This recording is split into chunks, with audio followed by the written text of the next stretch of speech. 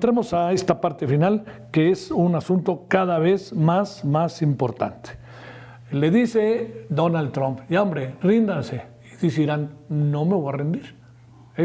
Con esto les digo cómo van las cosas. El líder supremo de Irán, el ayatolá Jamenei, rechazó el miércoles los llamados de Estados Unidos a rendirse ante los intensos ataques israelíes y advirtió que cualquier participación militar de Washington causaría daños irreparables. Jamenei respondió directamente a las amenazas del presidente Donald Trump, que ayer exigió a Irán una rendición incondicional y dijo que los iraníes no temen a esos amagos. Advirtió que las pérdidas para Estados Unidos serán mayores si participa en el conflicto armado que escaló entre Irán e Israel. Mientras que su embajador ante Naciones Unidas en Ginebra, Ali Bahreini, descartó hoy miércoles que su país pueda renunciar a su programa de enriquecimiento de uranio. La Secretaría de Relaciones Exteriores, a través de la Embajada de México en Irán, evacuó a 18 connacionales y sus familias, quienes fueron trasladados a Azerbaiyán. Esto es el panorama hasta hace cosa de 10 minutos, 15, No sé si en los últimos minutos también algo pasó. Y yo le agradezco profundamente, en verdad, mucho, Moisés Garduño, muchas gracias que estás con nosotros y que nos haces el favor de estar también por acá en las otras instancias en las cuales participamos. Moisés Garduño es profesor e investigador de la Universidad Nacional Autónoma de México, de la Facultad de Ciencias Políticas y Sociales. Moisés, de nuevo, mi agradecimiento. ¿Cómo has estado? Muy buenas tardes. Buenas tardes, Javier. Un gusto escucharte por acá también y saludos a la audiencia de esta hora del día. Gracias por tu participación. A ver, fíjate que puede que no sea tan mala hora esta de repente para entrevistarte porque ya está siendo de noche, ¿no? Allá en Irán, Israel. A ver, primera pregunta. Diario nos dicen que viene una sorpresa, ¿no? No lo dice Israel, no lo dice la televisión de Irán. A ver, ¿qué hacemos de esto? Cuéntanos, ¿cómo van las cosas? Bueno, aquí, Javier, lo que tenemos que hacer es triangular la información que hay, porque lo que la audiencia tiene que saber es que estamos ante una de las primeras guerras del siglo XXI de mayor desinformación y propaganda por ambos lados.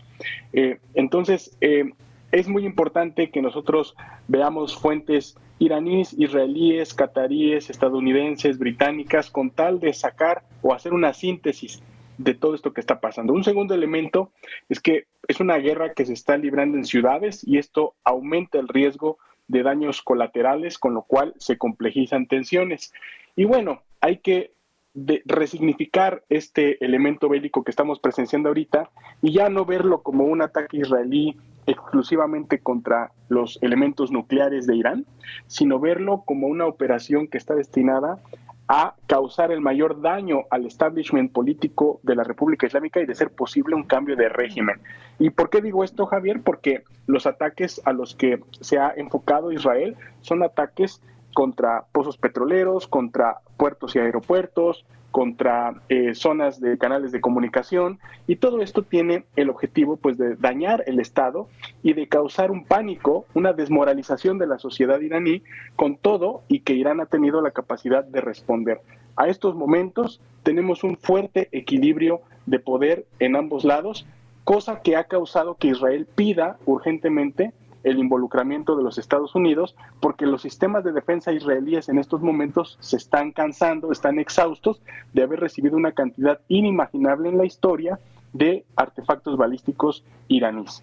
Oye, Moisés, a ver, la narrativa nos coloca, entiendo que dices con toda razón, hay que escuchar, hay que leer y escuchar a unos, otros y otros y otros, pero nos coloca como si Israel estuviera avanzando de manera importante, desmovilizando a Irán, la gente huyendo de Teherán y además de todo eso, poco a poco ganando lo que sería, vamos a llamarle de esta manera, una guerra.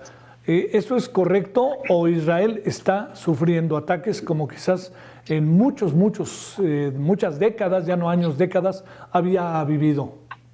Sí, efectivamente, Javier, yo con la humildad que implica, te puedo decir que he estado 6 veces en Teherán.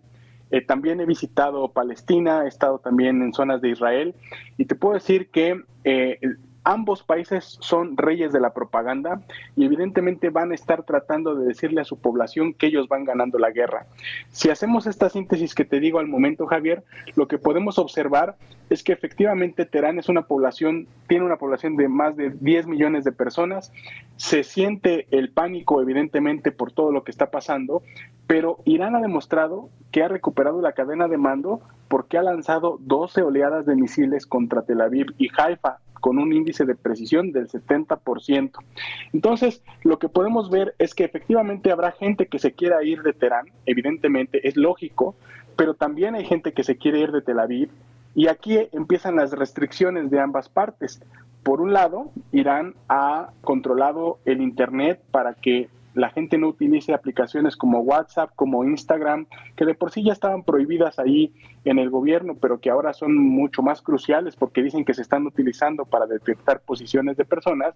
Y por otra parte, Israel también prohibió la salida de ciudadanos israelíes hacia diferentes partes de Grecia, Chipre u otras partes, precisamente porque no quiere dar esta imagen de debilidad. Entonces, aquí vemos que la narrativa que impera efectivamente es una narrativa anti-iraní, sobre todo en México, en la América Latina, en Occidente, pero siendo mucho más integral en el análisis, tenemos que ver que Irán no solamente ha respondido, sino que también ha obligado a Israel a prácticamente rogar que Estados Unidos entre de alguna manera porque no han podido dar el golpe de gracia que intentaron hacer el 13 de junio pasado. Sí. Oye, Moisés, a ver, cuando le dice Donald Trump a Khamenei, ya sabemos dónde estás, pero por lo pronto no te vamos a matar. Y segundo, ya lo que queremos es rendición total. Y contesta Irán, aquí nadie se rinde.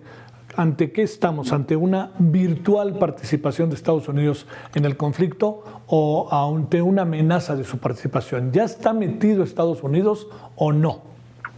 Sí, yo creo, Javier, que podemos ver varias formas de involucramiento, tanto directo como indirecto de Estados Unidos, dependiendo del nivel de éxito que tenga Israel en los ataques subsecuentes a Irán.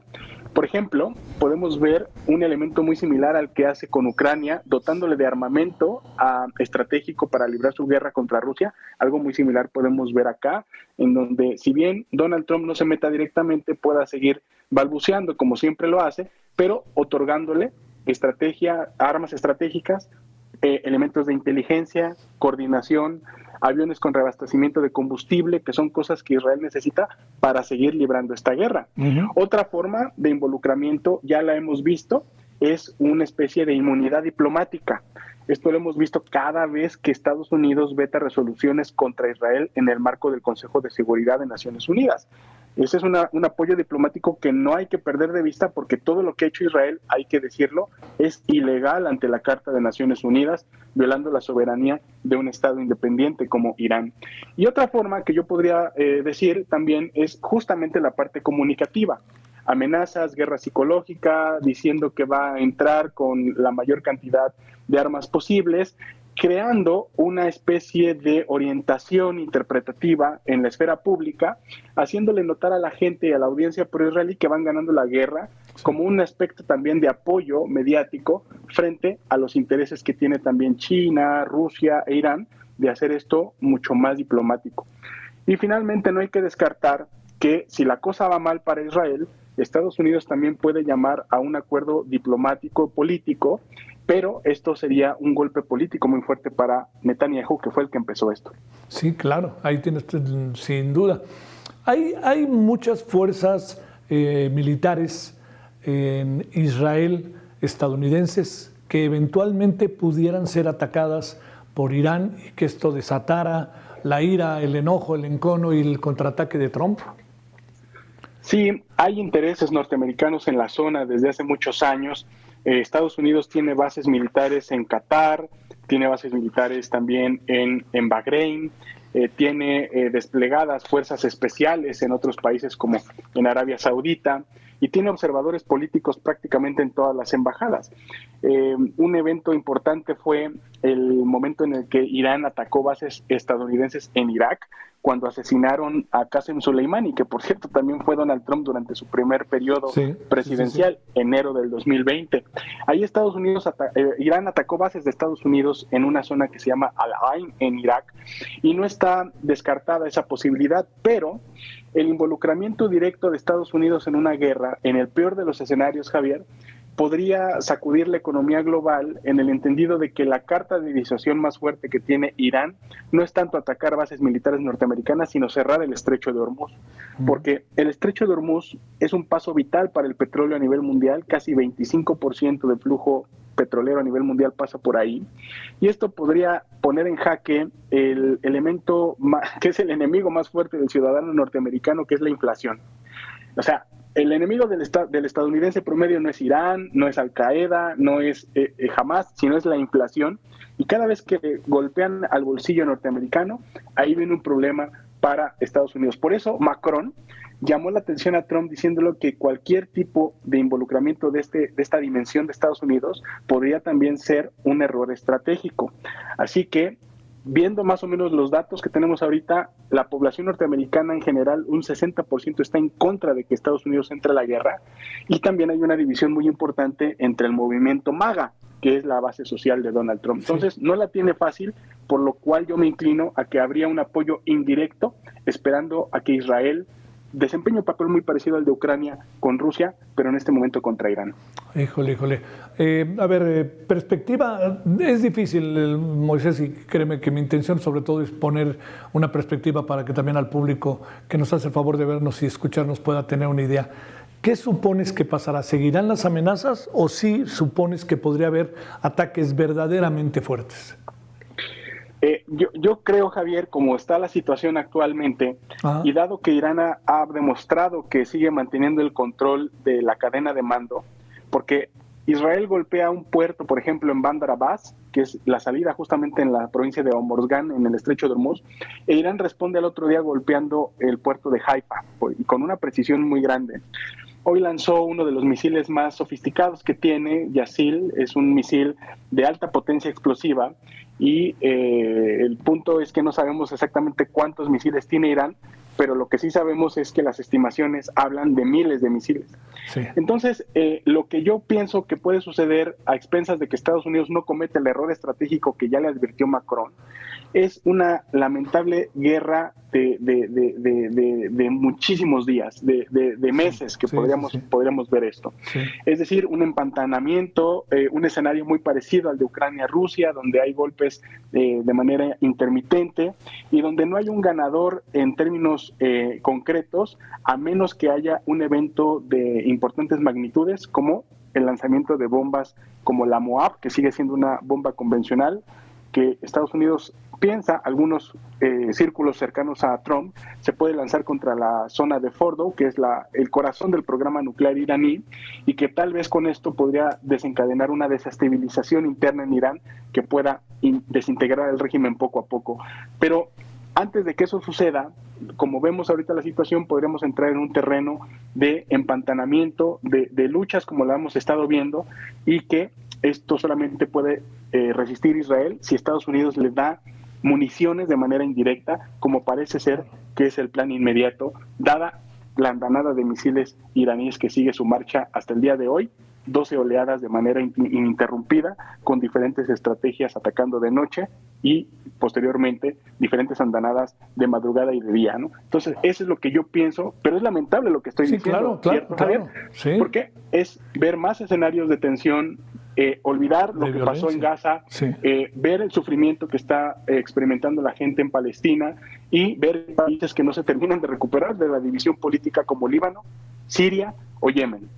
A ver, tú que conoces Teherán, ¿qué población tendrá Teherán? ¿10, 12 millones de habitantes? 10 millones, Javier, 10 aproximadamente. Millones. Te pregunto, desalojar, como dijo Trump, hay que desalojar Teherán, es una locura, ¿no? Es una locura y además es una irresponsabilidad que un gobernante de un estado del tamaño de Estados Unidos se deje arrastrar por la propaganda de un gobierno que está acusado por genocidio ante la Corte Internacional de Justicia. Creo que Trump no está actuando a la altura de lo que es Estados Unidos, porque Estados Unidos también ha sido el movimiento Love and Peace en Vietnam, el movimiento antirracista, el Black Lives Matter. Estados Unidos es mucho más que Donald Trump y el movimiento MAGA. Claro. Es un país muy importante en muchos sentidos, científicos, sociales. En este sentido me parece una irresponsabilidad y algo insólito en el siglo XXI que un presidente norteamericano esté haciendo este llamamiento. Teherán es una capital muy estratégica en el Medio Oriente, está rodeada por montañas, tiene una geografía muy difícil de superar en términos estratégicos. Cualquier ejército que quiera apoderarse de Irán lo tiene que hacer forzosamente por tierra, y ni Estados Unidos ni Israel tienen la capacidad para hacer eso, y en la historia nadie lo ha hecho. Por eso, desde que era Persia y desde que era el Imperio Safavide, históricamente ninguna potencia ha colonizado Irán hasta el día de hoy. Lo podemos ver fehacientemente en la historia, que Irán, como heredero de este imperio persa a nivel histórico, es el país que tiene el legado de no haberse dejado colonizar por nadie. Ha habido influencias coloniales, influencia soviética, británica, como hemos visto, influencia también otomana, pero ninguno de estas potencias ha logrado tener un control fehaciente sobre Irán debido a esta geografía, Javier. Te mando un gran saludo, Moisés, y muy agradecido de que hayas estado con nosotros.